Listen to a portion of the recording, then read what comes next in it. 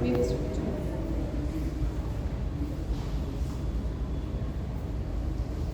members, honorable speakers, all rise.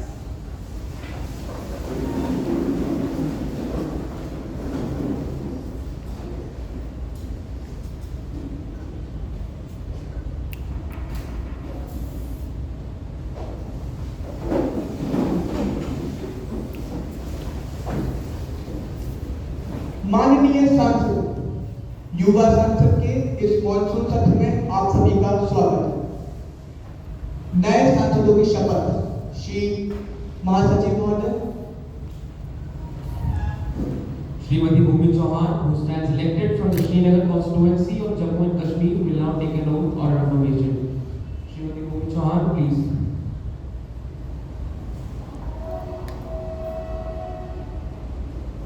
Shrimati Bhumi Chauhan, in which language would you like to take the oath? In English, please.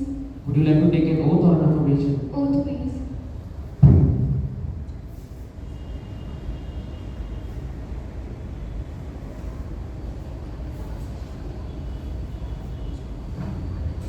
I, Bhumi Chauhan, having been elected a member of the lower house of the Youth Parliament, do hereby swear in the name of God that I will bear true faith and allegiance to the Constitution of India, as by law established, that I will uphold the sovereignty and integrity of India, and that I will faithfully discharge the duty upon which I am about to enter.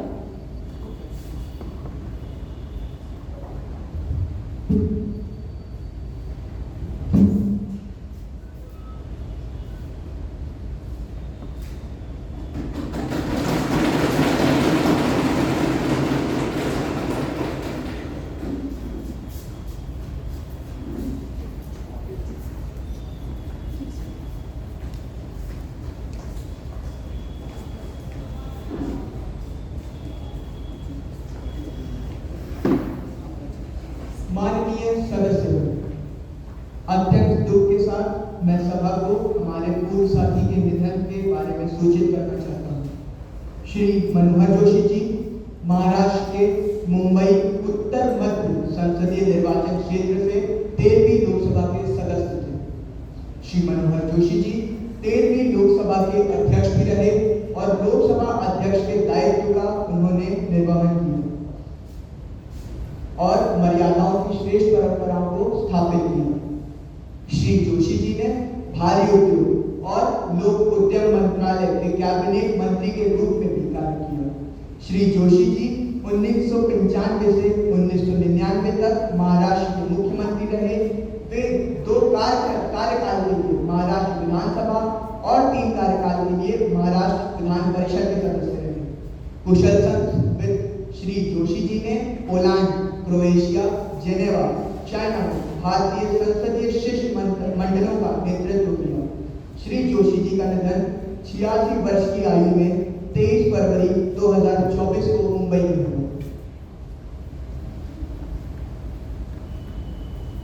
Respected Speaker, I extend myself and my party members with sorrow that the nation is feeling on the sudden demise of Shri Manohar Gajanath Joshi.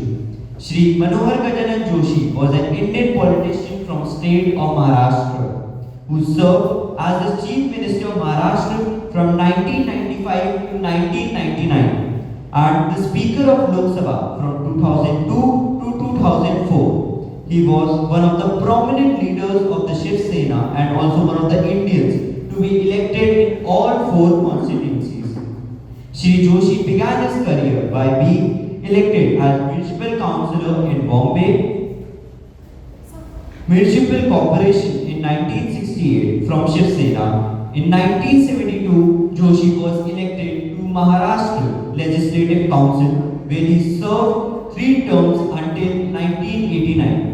He became the mayor of Mumbai during 1976 to 1977. Shri Joshi ji's demise is a great loss for the nation and is painful. Our only hope is that God grants peace to such virtuous soul. I extend myself and my party in sending condolences to the brave family.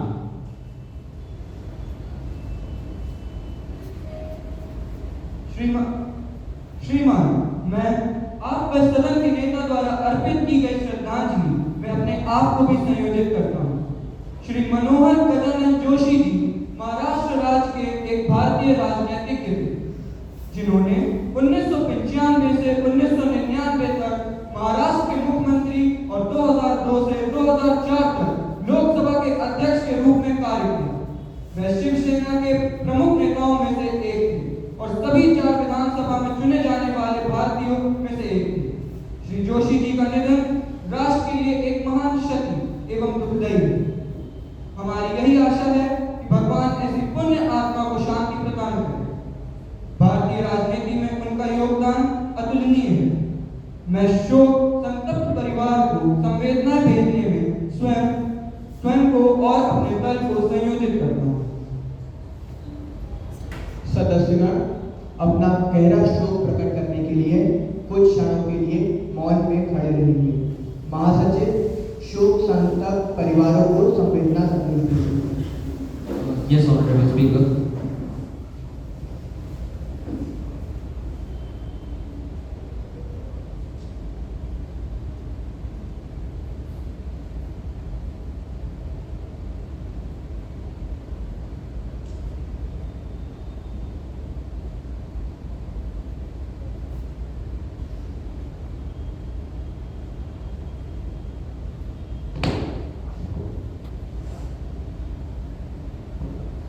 धन्यवाद।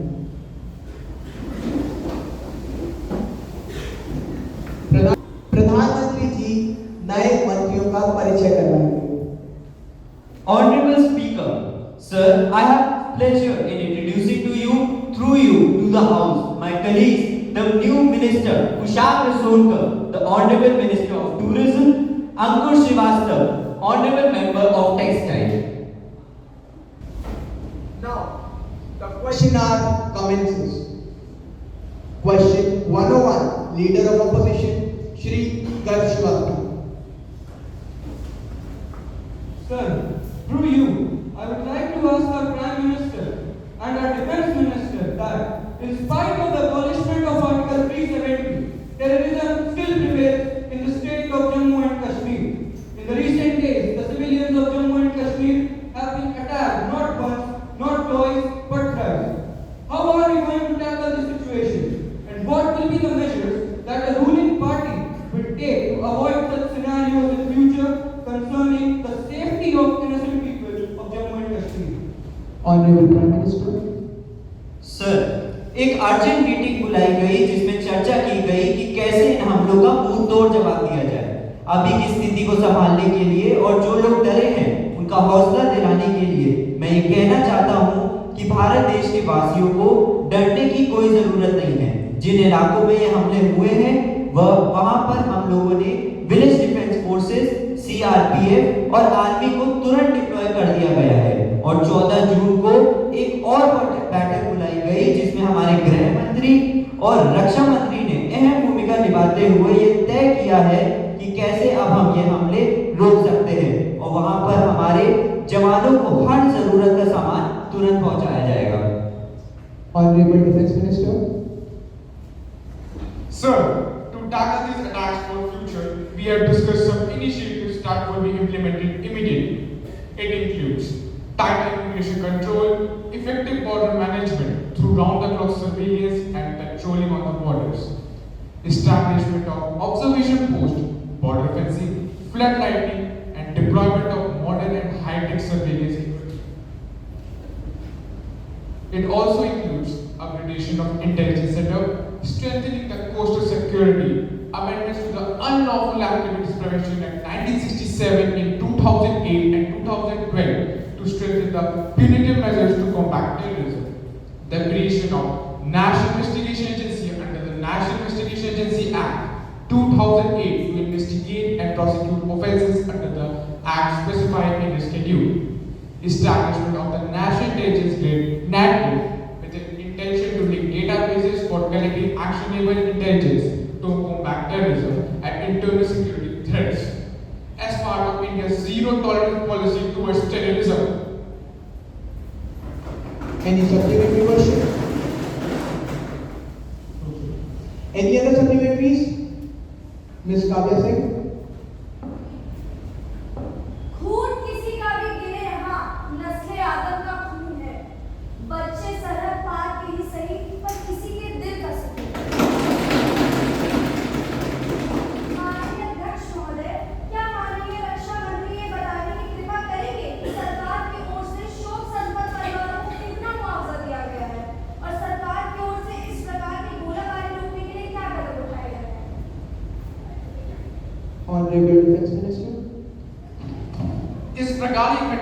शहीद हुए जवानों के परिवारों के लिए केंद्र सरकार की ओर से 15 लाख रुपए एक मुश्त मुआवजे का प्रावधान है। सेना सामूहिक बीमा निधि कार्यक्रम के अंतर्गत अफसरों एवं जेसीओ ओआर के लिए कम 50 लाख एवं 25 लाख रुपए का बीमा योजना का भी प्रावधान है। कतिपय मामलों में मृत सशस्त्र सेनाओं के कार्मिकों के परिवारों को विविध सरकारी स्रोतों जैसे कि प्रधानमंत्री राहत कोष, मुख्यमंत्री राहत कोष आदि से भी राहत मुहैया कराया जाता है। भारतीय सेना द्वारा इस प्रकार की घटनाओं को रोकने के लिए यथा अपेक्षित उचित प्रतिकार किया जाता है। इस तरह के मामलों में पाकिस्तानी सैन्य प्राधिकारियों के साथ हॉटलाइन, ध्वज बैठकों के साथ दोनों देशों के सैन्य महानिदेशकों के बीच साप्ताहिक वार्ताओं के स्थापित तंत्र के जरिए यथोचित स्तर पर उठाया जाता है। No more supplementary question. Question 1 or 2, Ms. Advitya Singh. Sir, I want to ask the Ministry of Education the reason for their silence on NEET scam. Many cases of paper leaks were revealed, especially in Gujarat, and still NTA says that the integrity of the exam was not compromised. Not only this, there were as many as 40 plus cases of paper leaks in few previous years. What about them?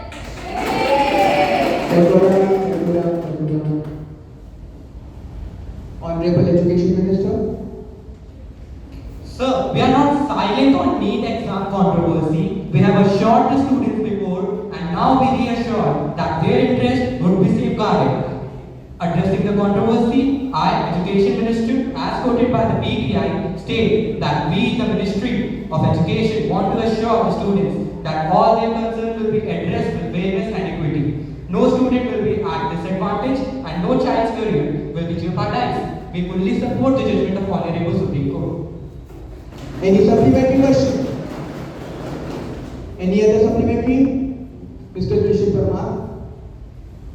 What measures are being implemented to strengthen the education system, especially in rural areas where access to quality education is still a challenge? Honorable Minister of Education. We are considering certain measures to improve the education system in following ways: increasing the government spending on education, improving teachers' training salaries, expanding access to education, focusing on quality of education. This can be achieved by incorporating more practical and hand-on learning experiences into curriculums, and by building more schools and improving transport infrastructure to ensure that children can travel school safely. No more supplementaries. Question 1 or 3, Shri Trishul Parmar. Sir, I would ask the Finance Minister that the central government's debt was to be 6 lakh crore when the ruling government was formed. And since then, there have been many policies and schemes, development and employment as the ruling party says. But then, the central government debt has increased to 205 lakh crore. So are we doing all the development in our country by being in debt to other countries?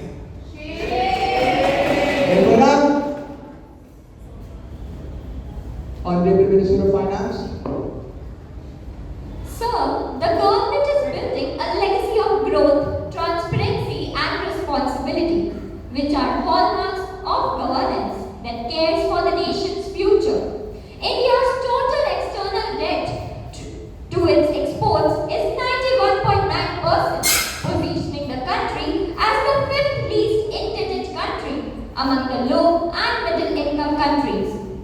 In this respect, India's debt to GDP ratio was at 81% in financial year 22, compared with 260.1% for Japan, 121.3% for the US, 111.8% for France, and 101.9% for the UK. In a comparative analysis with other low and middle income countries too, India's external debt scenario was robust. Any supplementary question? No, sir. Any other supplementary? Mr. R.R. Jaiswal. There are many taxes like CGST, SGST. So a common man is earning by working hard, and then upon it he has to pay not one but numerous taxes, which is eventually making the government earn more than the person. So is the government a sleeping partner?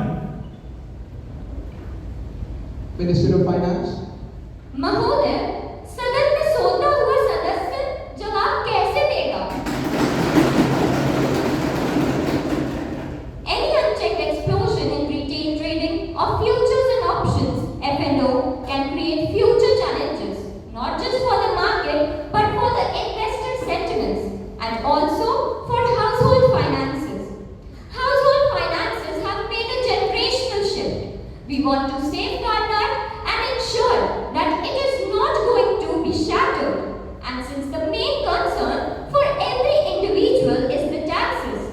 The Government of India is providing the benefits and facilities to each and every sector twice of its value paid as taxes.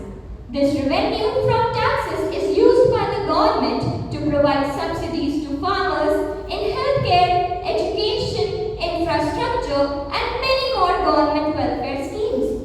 Moreover, all the information about how the taxes are utilized is available to the citizens of the country, as the government believes in every citizen has the right to know.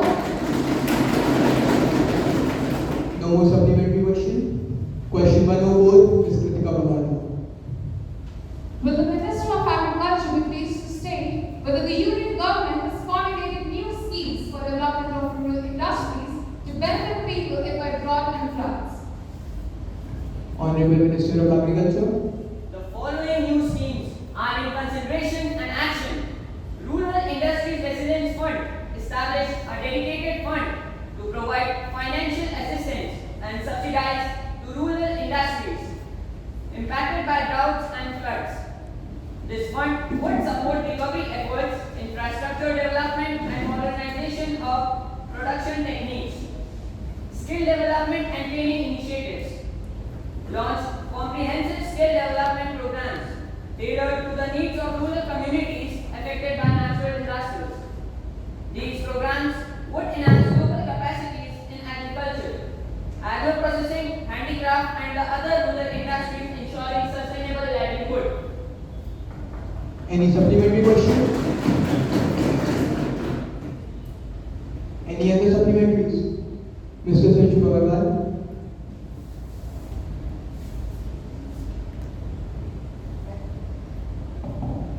हैरान हूँ, परेशान हूँ, दर बदर ठोकर खाकर भी खड़ा रहने वाला चट्टान हूँ। हालातों से जो हार न माने, हाँ मैं वो इंसान हूँ, मैं किसान हूँ। Sir, I myself come from a farmer background family, and I've seen the pain in those eyes when the farmers don't get the right rate for their crops. Will the Minister of Agriculture state when will the government provide a legal guarantee regarding the minimum support price? Minister of Agriculture. MSP था, MSP है, MSP रहेगा। जहां तक बात रही SP को कानून बनाने की, वह अभी विचाराधीन है। सरकार इस पूरे मामले को ट्रायलेटरल रखना चाहती है। MSP is for a fair average quality of range. कोई फसल गुणवत्ता के मानकों पर ठीक बैठती है या नहीं, इन सभी पहलुओं पर केंद्र को ध्यान देना पड़ेगा। कोई भी कानून बनाने के लिए उसके प्रत्येक पक्ष सभी की जानकारी होना जरूरी है। किसान संगठनों से हमारा संवाद जारी है। No more supplementary. Question 105, Ms. Aradhya. Honorable Speaker, will the Minister of Human Resource Development please state what percentage of women are receiving higher education in India and what new schemes and provisions have been ensured by the government in this regard? Honorable Minister of HRD. Yes, in reference to the first part of your question, the number of women students enrolling for higher education in India has shot up. Women enrollment in higher education, which was less than 10% of the total enrollment of the EGO independence, has risen to 44.4% Goa and 61.2% too in terms of women enrollment followed by Kerala. मैं सदन बैठ के अपने सभी साथियों का ध्यान एक और घटना पर आकर्षित करना चाहूंगा। पहले जब मैं किसी भी पूर्वोत्तर के नौजवान या किसी महिला से मिलता था तो उनका हमेशा यही कहना होता था कि भारत सरकार वो तो हमें भूल ही चुके हैं, क्योंकि ना उनके पास रोजगार है और ना उनके पास उचित शिक्षा। मगर अब पूर्वोत्तर के राज्य मेघालय का वुमेन एनरोलमेंट रेशियो 51.8% है। यह दर्शाता है कि हमारी सरकार द्वारा स्थापित करी गई नीतियां कारगर साबित हो रही हैं। And then for more information, you can visit the ministry website. और मैं एक और बात कहना चाहता हूँ, हमारी सरकार द्वारा कंप्यूटर शिक्षा की योजनाएं भी लागू करी गई हैं। As regarding the question about the scheme introduced, the Department of Education in 1961 and 1962 introduced National Merit Scholarship Scheme. This scheme is awarded on basis of research senior secondary exam and out of 82,000 fresh scholarships per annum, 41,000 are for women. The Government of India has recently approved a scheme to provide full interest subsidy during the period of moratorium, that is, course period plus 1 year or 6 months for getting job, whichever is earlier on loans taken by students from scheduled banks. The government has recently announced postgraduate Indira Gandhi Scholarship Scheme for single girl child to support postgraduate education of single girl child in non-professional courses. Any supplementary question? No, sir. Question number 6, Mr. Utsav Khakolia. India has experienced a significant drop in the World Economic Forum's travel and tourism ranking since 2019, falling 10 places to the 39th position. What reason would the government give for the same? Honorable Minister of Tourism. Foreign tourist arrivals in April 2024 were 6,50,748 as compared to 6,03,985 in April 2023, registering a growth of 7.7% with respect to 2023. The foreign exchange earning during the month of April 2024 was 17,909 crores as compared to 17,405 crores in April 2023. At rupees 17,693 crore in April 2019, registering a growth of 2.9% and 1.22% with respect to 2023 and 2019.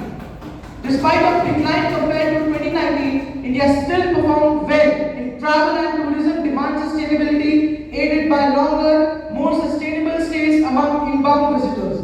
With time, we will surely cover all those losses and the tourism sector will surely hit record statistics. Shri Utsav Khakolia. A big post-tourist influx in Jammu and Kashmir is mounting pressure on infrastructure and ecology, while Meghalaya is mulling curbs to keep tourism sustainable. Local communities in Karnataka's popular destinations, meanwhile, are left on the fringes of the tourist economy. Domestic tourists are driving the numbers. New learning and new business models are emerging. But how much of this resurgence is helping dependent communities return for an industry that created 7 crore jobs in 2021 to 2022? Is tourism engaging enough with local workforces? Honorable Minister of Tourism. The Ministry of Tourism has provided financial assistance for development of theme-based tourism circuits under the Swadesh Darshan scheme in the Union Territory of Jammu and Kashmir and the Union Territory of Ladakh. The Ministry of Tourism shared a list of 50 tourism destinations in the second phase with the Ministry of Road Transport and Highways, state government and border road organizations for improving road connectivity. The list of tourist destinations recommended by the state government of Meghalaya has also been shared with the Ministry of Road Transport and Highway for improving road connectivity. Development of tourism is primarily responsibility of the state governments and union territory administrations. The Ministry of Tourism had advised the state government of Karnataka for submission of proposal to be taken up under the Swadesh Darshan scheme. No more supplementary question.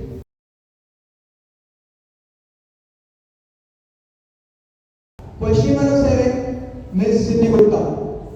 Honorable Home Minister, considering the heightened tensions around our northern borders, what specific measures has the government taken to enhance border security and infrastructure?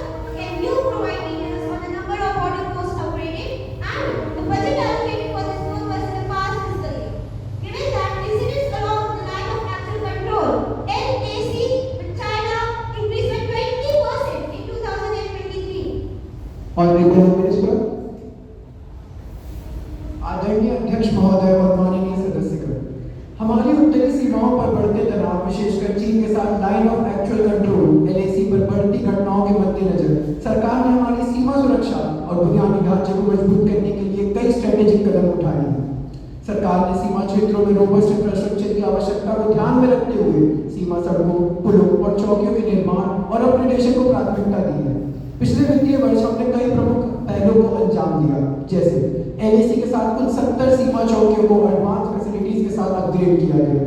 In upgrade में बेहतर surveillance system, उन्नत communication equipment और हमारे सैनिकों के लिए बेहतर सुविधाएं शामिल हैं। बॉर्डर रोड ऑर्गेनाइजेशन बीआरओ ने सड़क संपर्क को बढ़ाने में महत्वपूर्ण भूमिका निभाई है। हमने 1000 किलोमीटर से अधिक नई सड़कों का निर्माण पूरा किया और रैपिड मोबिलाइजेशन सुनिश्चित करने के लिए मौजूदा मार्गों को अपग्रेड भी किया है। इन पहलों का समर्थन करने के लिए सरकार ने एक महत्वपूर्ण बजट भी अलॉट किया है। वित्तीय वर्ष 2023-2024 के लिए हमने विशेष रूप से बॉर्डर इंफ्रास्ट्रक्चर डेवलपमेंट के लिए 10,000 करोड़ रुपए अलॉट किए हैं। यह अलॉटमेंट पिछले वर्ष की तुलना में एक महत्वपूर्ण वृद्धि है, जो राष्ट्र सुरक्षा के प्रति हमारी प्रतिबद्धता को दर्शाता है। हर सीमा निगरानी के लिए एडवांस टेक्नोलॉजी का भी इम्प्लीमेंटेशन कर रहे हैं। इसमें ड्रोन, थर्मल इमेजिंग उपकरण और सैटेलाइट मॉनिटरिंग का उपयोग शामिल है, ताकि एलएसी के साथ किसी भी संदिग्ध गतिविधि की वास्तविक समय में निगरानी की जा सके। फिजिकल इंफ्रास्ट्रक्चर के अलावा हम अपने सीमा कर्मियों की ट्रेनिंग और वेलफेयर में भी निवेश कर रहे हैं। हमारी सेनाओं को किसी भी स्थिति से निपटने के लिए विशेष प्रशिक्षण कार्यक्रम आयोजित किए गए हैं। इसके अलावा रिमोट और चैलेंजिंग एनवायरनमेंट में तैनात हमारे सैनिकों के मोरल और वेलबींग को सुनिश्चित करने के लिए वेलफेयर मेजर्स भी लिए गए हैं। ये उपाय हमारी कॉम्प्रिहेंसिव स्ट्रेटेजी का हिस्सा है, ताकि हमारी सीमाएं सुरक्षित रहें और किसी भी खतरे का तुरंत समाधान किया जा सके। बुनियादी ढांचे को उन्नत करने और क्षमताओं को बढ़ाने में सरकार का सक्रिय दृष्टिकोण राष्ट्र सुरक्षा के प्रति हमारे कमिटमेंट का प्रमाण है। अंत में अपनी वाणी को सरदार वल्लभ भाई पटेल की पंक्तियों से समाप्त करना चाहूंगा कि जब हमारी सीमाओं की सुरक्षा सुनिश्चित होती है, तभी राष्ट्र की समृद्धि और शांति का मार्ग प्रशस्त होता है। हर नागरिक का कर्तव्य है कि वह अपनी एकजुटता और साहस के माध्यम से देश की रक्षा में योगदान दे। धन्यवाद। Any supplementary question? No, sir. Any other supplement, please? Ms. Sanya Tiwari. Respected Home Minister, the recent NRC exercise conducted in Assam has resulted in the exclusion of 1.9 million people, causing anxiety and uncertainty among the residents of the state. This significant number of exclusion has resolved concerns about the fairness and accuracy of the process. Could you please elaborate on specific measures the government is taking to ensure that the NRC is both fair and transparent? Additionally, what specific measures are being implemented to guarantee that no general Indian citizen is wrongfully excluded from the list, thus preventing any undue hardship or injustice to those who are indeed citizens of the country? Honorable Home Minister. आदरणीय अध्यक्ष महोदय और माननीय सदस्यगण, असम में राष्ट्रीय नागरिक register NRC के अभ्यास के परिणाम स्वरूप लगभग 19 लाख लोगों का नाम अंतिम सूची से बाहर हो गया है, जिससे निवासियों में चिंता उत्पन्न हुई है। मैं इस सदन को विश्वास दिलाना चाहता हूं कि सरकार एनआरसी प्रक्रिया को निष्पक्ष और ट्रांसपेरेंट बनाने के लिए कमिटेड है और यह सुनिश्चित करने के लिए भी अभी आवश्यक कदम उठा रही है, ताकि कोई भी वास्तविक नागरिक गलत तरीके से बाहर न हो। अंतिम एनआरसी सूची से बाहर हुए लोगों का फॉरेन ट्रिब्यूनल्स में अपील करने का अवसर दिया गया है। सरकार ने असम में 200 अतिरिक्त फॉरेन ट्रिब्यूनल स्थापित किए हैं, ताकि अपील प्रक्रिया तेजी से निपटाई जा सके। सरकार ने सुनिश्चित किया है कि वेरिफिकेशन प्रक्रिया व्यापक और मजबूत दस्तावेजीकरण ढांचे पर आधारित हो। निवासियों को उनके दावों के लिए आवश्यक दस्तावेज एकत्र करने में मदद के लिए हेल्प डेस्क और हेल्पलाइन भी स्थापित की गई है। जिन्हें आवश्यकता है उन्हें कानूनी सहायता और समर्थन प्रदान किया गया है। असम सरकार विभिन्न कानूनी सहायता समितियों के सहयोग से प्रभावित व्यक्तियों को उनके अपील की तैयारी और उसके प्रेजेंटेशन में सहायता कर रही है। पूरी एनआरसी प्रक्रिया 100% ट्रांसपेरेंसी के साथ संचालित की गई है। लोगों के अधिकारों की रक्षा का पूर्ण इंतजाम किया गया है और जो एनआरसी से बाहर होते हैं तो उन्हें उठाए जाने वाले कदमों के बारे में सूचित करने के लिए पब्लिक अवेयरनेस कैंपेन्स भी चलाए गए हैं। एनआरसी अपडेट प्रक्रिया की निगरानी के लिए एक मॉनिटरिंग कमेटी गठित की गई है। इस समिति में केंद्र और राज्य सरकार दोनों के प्रतिनिधि शामिल हैं, ताकि प्रक्रिया का अनुपालन सुनिश्चित किया जा सके और किसी भी शिकायत को तुरंत निपटाया जा सके। सरकार ने स्पष्ट किया है कि एनआरसी से बाहर हुए लोगों के खिलाफ कोई तत्कालीन दंडात्मक कार्रवाई नहीं की जाएगी। ध्यान इस पर है कि हर व्यक्ति को अपनी नागरिकता साबित करने के लिए निष्पक्ष मौका मिले। एनआरसी का इम्प्लीमेंटेशन भारत की सुरक्षा और संप्रभुता के लिए अत्यंत महत्वपूर्ण है। यह ये सुनिश्चित करता है कि केवल वास्तविक नागरिक को ही सभी नागरिक अधिकार और लाभ प्राप्त हो। सरकार ने इस प्रक्रिया को निष्पक्ष और पारदर्शी बनाने के लिए सर्वश्रेष्ठ कदम उठाए हैं। जो लोग एनआरसी से बाहर रह गए हैं उनके लिए अपील प्रक्रिया उपलब्ध है और उन्हें अपनी नागरिकता साबित करने का उचित अवसर दिया जाएगा। किसी भी वास्तविक नागरिक के अधिकारों की रक्षा करना हमारी प्राथमिकता है और इस दिशा में हम हर संभव कदम उठाने जा रहे हैं। धन्यवाद। Now the question hour ends. No more supplementary questions. Minister of External Affairs.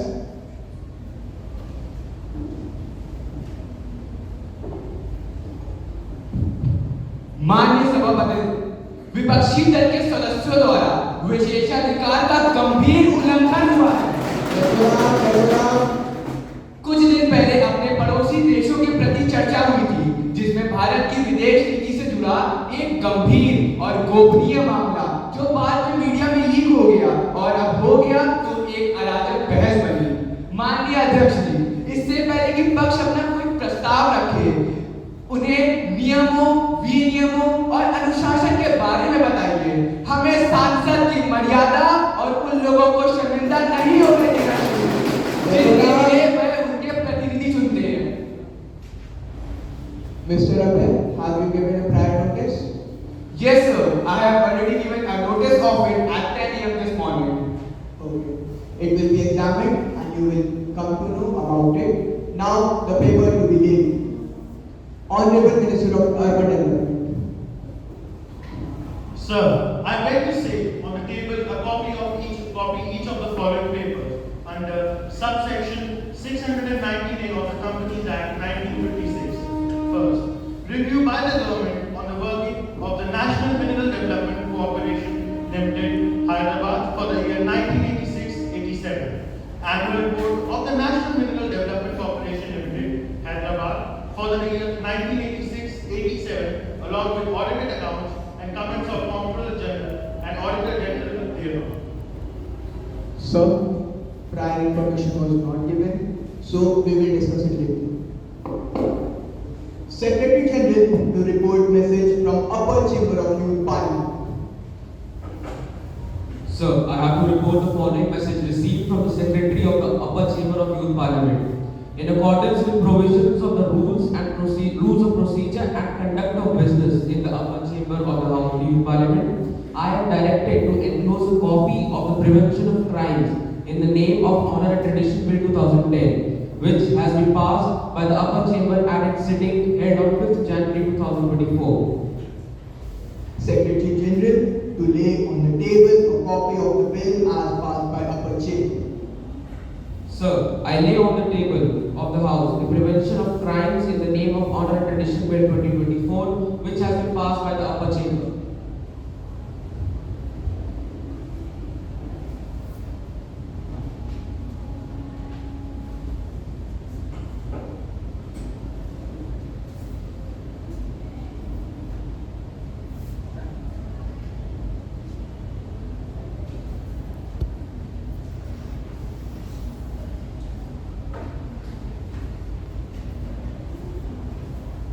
Honorable members, I have an announcement to make. On the behalf of the Honorable Member of the House, I have great pleasure in extending our warm welcome to His Excellency Mr. Liang Zhong, Speaker of French Parliament and Honorable Member of French Parliamentary Delegation who are on a visit to India are our honored guests. The other Honorable Member of Delegation are Ms. Melinda Aubrey, Member of Parliament, and Willem Hare, Member of Parliament. It is a very high-powered delegation who reached Delhi on Saturday, 12th July 2024. They are now seated in the special box. We wish them a happy and fruitful stay in our country. We also convey our warm feelings and very best wishes through them to their President, Prime Minister, Parliament, the government, and very friendly people of France. Now, let's take up the calling attention motion. I invite Ms. Aradhya Trivedi, Ms. Riddhi Omar, and Ms. General Fatima to call the attention of the Minister of Railway. Sir, I would like to call the attention of Minister of Railway on 17 June 2024. Concerning the express was involved in an accident near New Jalpaiguri station in West Bengal. It was reported that the train was hit behind by a freight train.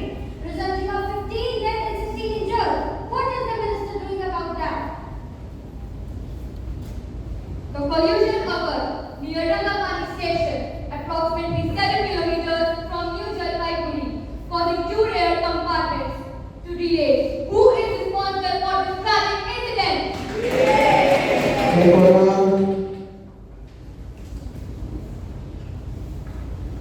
Authority TA 912 was issued to the goods train driver by the station master of Ranipat, authorizing him to pass all automatic signals between R and I, Ranipat railway station and CAT, which is Chhattar Hath junction. Have you taken any action against the station master? Honorable Minister of Railway. Honorable Speaker, honorable members of the meeting, आज इस पूरी तरह के सामने मैं आपको इस बात का आश्वासन देना चाहता हूँ कि विक्टिम की फैमिलीज को एनहांस एक्स्ट्रा कंपनसेशन प्रोवाइड की जाएगी। 10 lakh rupaye in case of death, 2.5 lakh rupaye towards grievous injuries and 50,000 rupees those who are injured. Help desks have been established at all railway stations around the Alatala Circle around. The area falls strategically in subdivision of Darjeeling district. Teams of National Disaster Response Force, NDRF, police and army were involved in the rescue operation. The driver of the goods train was given authorization to cross all red signals between the Ranipat station and Chhattar Hath junction. As the automatic signaling system was defective, the train speed was above the permissible limit prescribed in this kind of situation. The goods train driver was overspeeding, and due to this, it ran into the Kanchenjunga Express between RNI and CAT.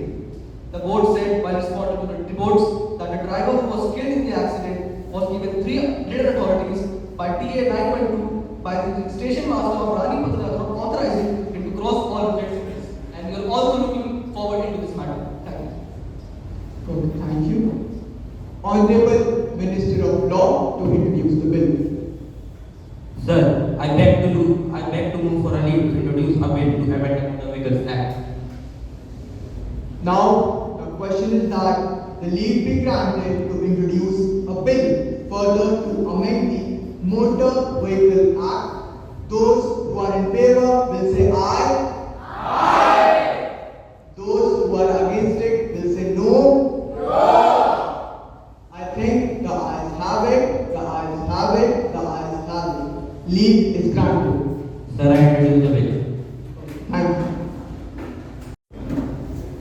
Now, the House will take up the consideration of Uniform Civil Code Bill 2019. Minister of Rural Development, please.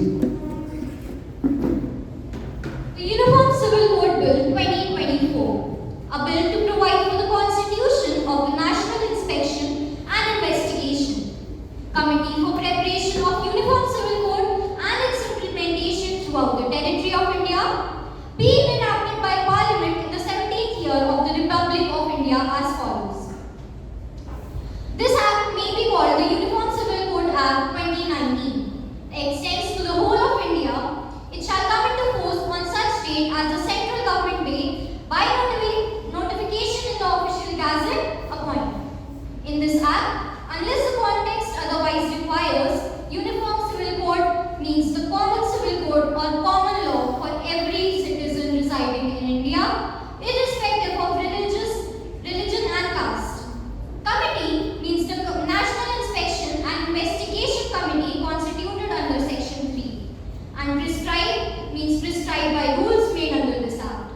The central government shall, within a period of 6 months from the coming into the force of this Act, constitute a committee to be known as the National Inspection and Investigation Committee for the purpose of preparation of Uniform Civil Code and its implementation in the country. The committee shall consist of a chairperson who has been retired Chief Justice of India to be nominated by the central government in such manner as may be prescribed.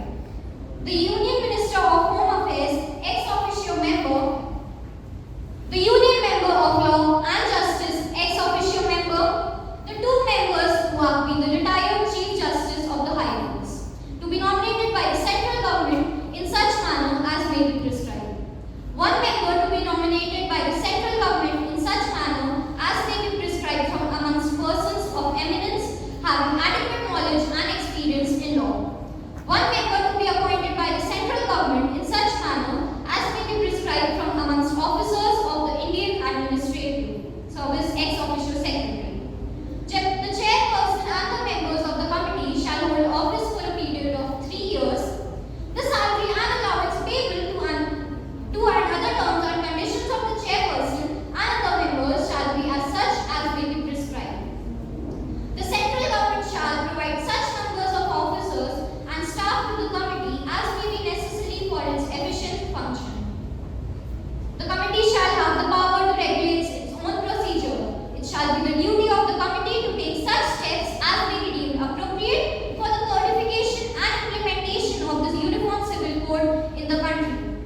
Without prejudice to the generality of the foregoing provision, the committee shall ensure implementation of Uniform Civil Code in entire geographical territory of India, that the Civil Code is applicable for marriage, divorce, succession, adoption, guardianship, and partition of land and assets on all citizens without any discrimination. Right to equality, as guaranteed under Article 14, and prohibition of discrimination of any citizen on the basis of religion, caste, and gender is referred to under Article 15 of the Constitution. Gender equality in implementation of the Uniform Civil Code and substitution of the personal laws based on religious texts and traditions by Uniform Civil Code. The central government shall, after due appropriation made by Parliament by law, in the behalf provided adequate funds to the committee for carrying out the purpose of this act. So, I am confident that all honorable members of this House, irrespective of party affiliation, will welcome the bill wholeheartedly. With these words, I now move that the Uniform Civil Code Bill 2019 be taken into consideration. Yes, Ms. Abhay Mehrotra. I have read the clauses of the bill presented by the Honorable Minister and I extend my support to it. Uniform Civil Code is rooted in the principles of equality and justice enshrined in the Indian citizens.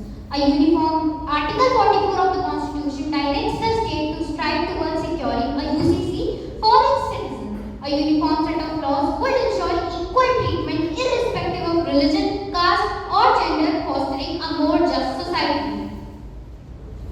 Yes, Mr. Shalari. Sir, after reading each clause, I would like to assert that implementing the UCC would require significant changes to the legal system and is certainly a tedious and next to impossible implementation. Therefore, this is vague and we are just wasting the House's precious time by discussing it. Ms. Eshavar. One of the most compelling reasons for implementing a UCC is to safeguard and advance women's rights. Personal laws, particularly in marriage, divorce, and inheritance, often disadvantage women, subjecting them to discrimination and exploitation. A uniform code will provide women with equal rights and opportunities, empowering them to live with dignity and autonomy.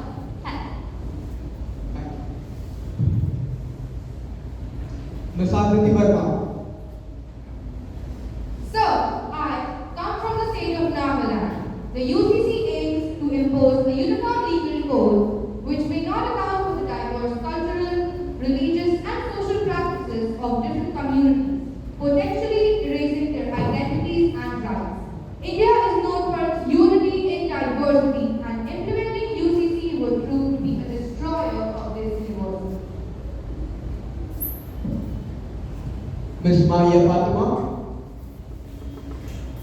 So, UCC's flexibility and adaptability to new technologies and business models encourage innovation and entrepreneurship, driving economic growth by providing a clear and predictable legal framework. The UCC reduces uncertainty and risk, encouraging business to invest and spend.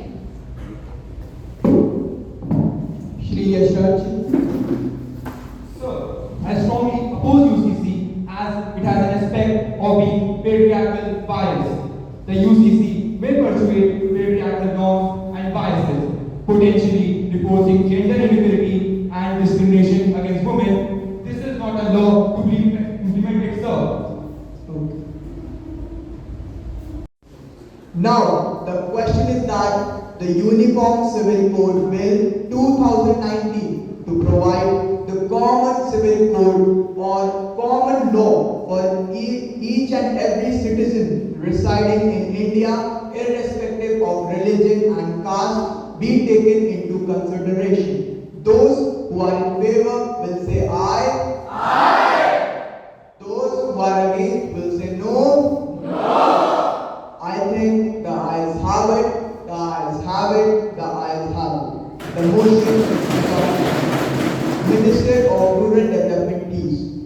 Honorable Speaker, I move that the bill is passed. Now the question is that the bill be passed. Those who are in favor will say aye. Aye. Those who are against will say no. No. I think the ayes have it, the ayes have it, the ayes have it. The motion is adopted and the bill is passed.